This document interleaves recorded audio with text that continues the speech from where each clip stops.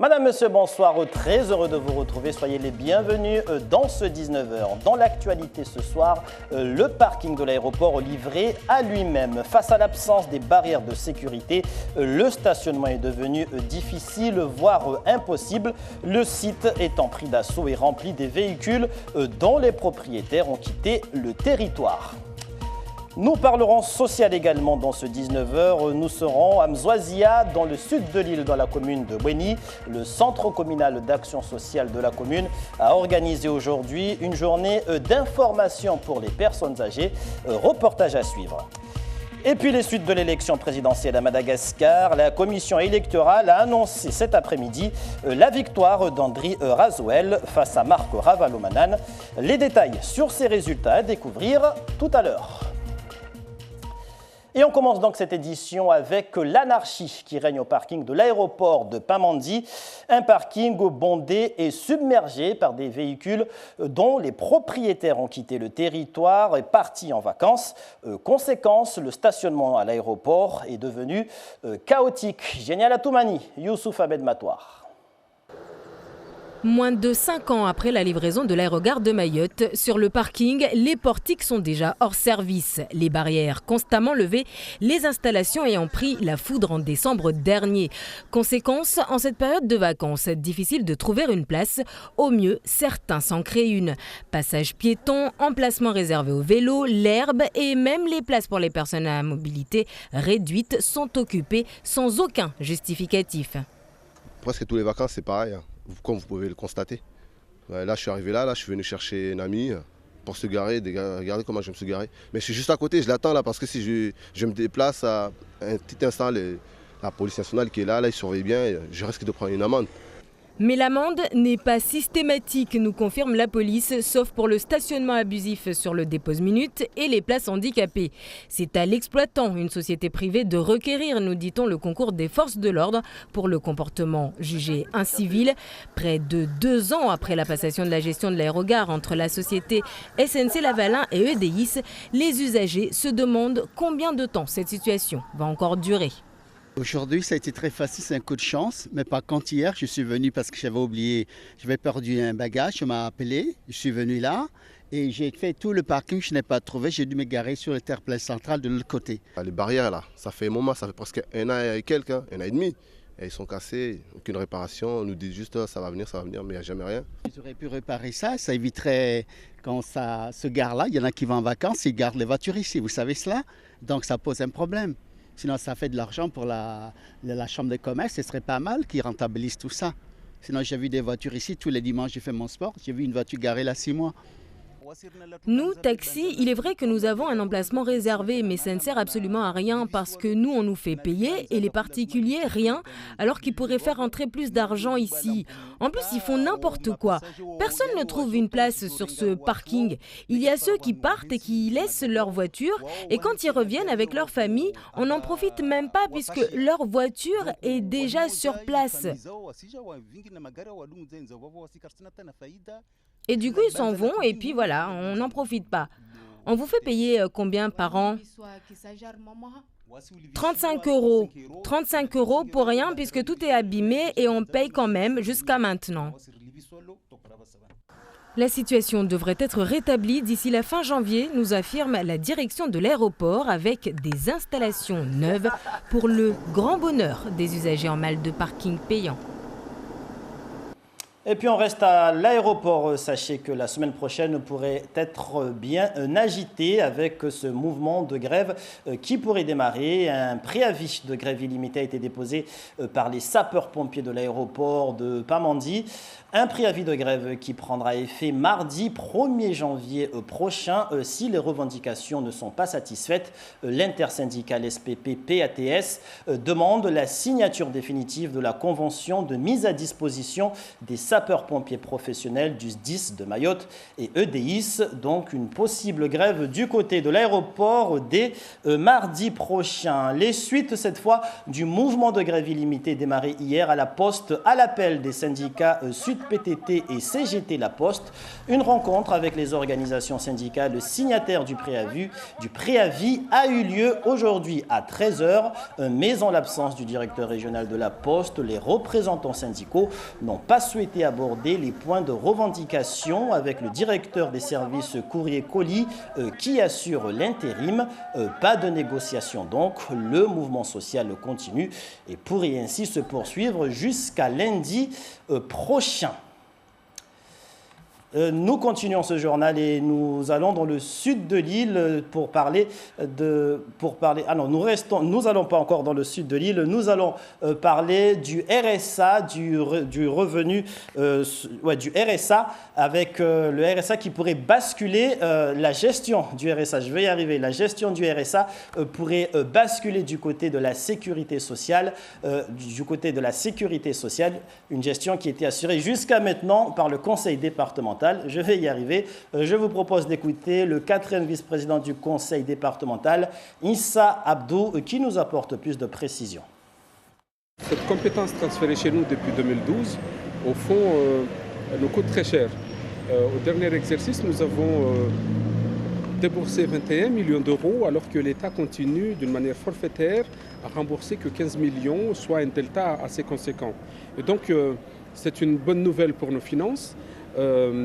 L'autre changement qui nous attend à partir du 1er janvier 2019, c'est que désormais on va pouvoir se focaliser sur le volet insertion, une ADN pour ce qui est du département, raison pour laquelle nous avons validé le schéma territorial de l'insertion d'une part, et d'autre part nous avons signé une convention avec la Chambre régionale de l'économie sociale et solidaire pour la même boussole au fond, faire en sorte que l'insertion gagne du terrain et que le département puisse se consacrer pleinement à l'insertion, au volet insertion.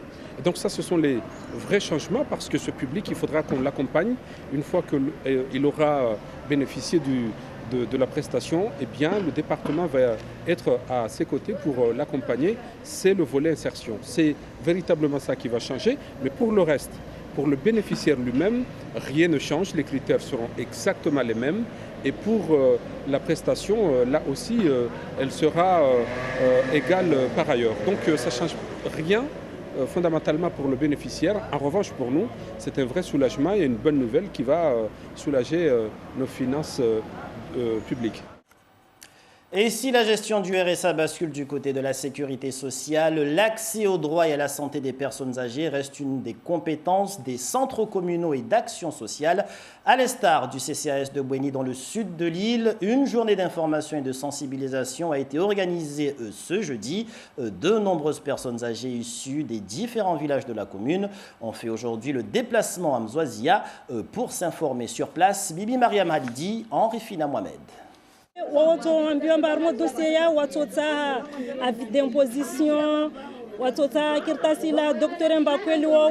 Des démarches nécessaires, mais méconnues par ces personnes âgées.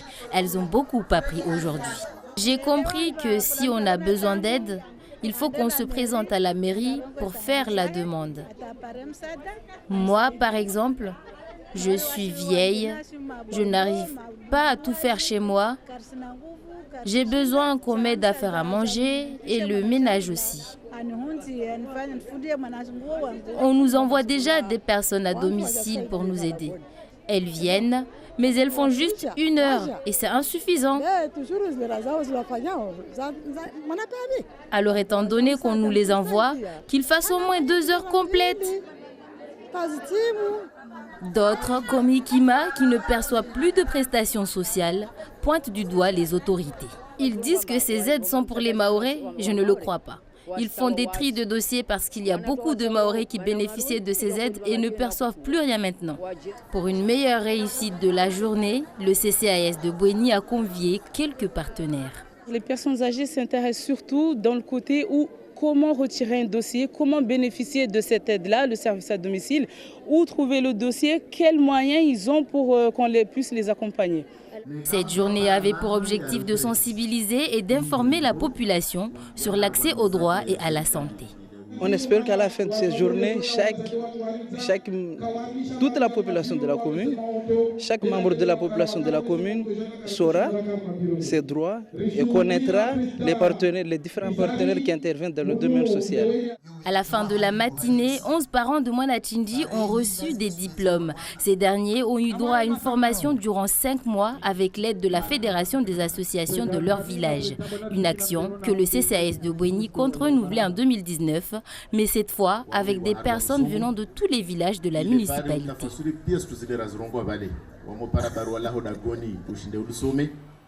D'autres seniors ont fait l'objet d'attention particulière de la part de leur commune. Il s'agit de ceux de Dzaoudi l'abattoir en Petite Terre. Une opération de distribution de colis alimentaires a eu lieu ce matin à leur destination. Une première du genre pour le centre communal d'action sociale de la ville qui entend pérenniser cette action. À l'abattoir, Génial Atoumani, Youssouf Abed Matoir. Derrière ce camion rempli, de quoi finir l'année en beauté pour les seniors. On a apporté du sucre, du lait, de petits pois et du savon. On a apporté aussi du riz, des ailes de poulet, du poisson. La distribution de colis alimentaires, une première pour le centre communal d'action sociale de la ville qui a dépensé près de 5 000 € pour cette opération. Un coup de pouce plus que bienvenu ici, en témoignent les larmes de cette femme, une résidente du quartier Magoschura à l'abattoir. Je suis tellement contente, ça c'est la baraka et quand quelque chose de bien arrive, on a envie de pleurer, on a envie de danser, on a envie... Je sais même pas quoi dire, je sens même plus mes jambes. Vous savez, c'est vraiment extraordinaire ce qu'ils ont fait aujourd'hui. C'est la première fois qu'il y a une action comme celle-là ici chez nous et on ne peut être que ravis, Dieu merci. Le souhait du CCAS, faire plus à l'avenir pour les plus nécessiteux. En attendant, seules 40 personnes ont reçu la visite de ces agents municipaux ce jeudi. Le premier critère, c'est l'âge, minimum 65 ans. Après, on a sélectionné aussi parmi les personnes qui n'ont pas beaucoup de ressources, ceux qui ont l'allocation personnes âgées, ASPA, et ceux qui ont une retraite de moins de 400 €. Si certaines personnes, je dirais, disent que c'est la politique, moi je leur dirais tout simplement que lorsque les gens vous ont choisi, c'est qu'ils vous ont démontré un certain, je dirais, amour envers vous. Mais les déclarations d'amour, comme je le dis, ne suffisent pas. Il faut des actes. Des actes possibles grâce notamment à une situation financière assainie ces derniers mois, nous rapporte le premier magistrat de la commune. Le CCAS de Dzaoudi l'abattoir, c'était 40 000 € de budget annuel lors de son ouverture il y a 3 ans.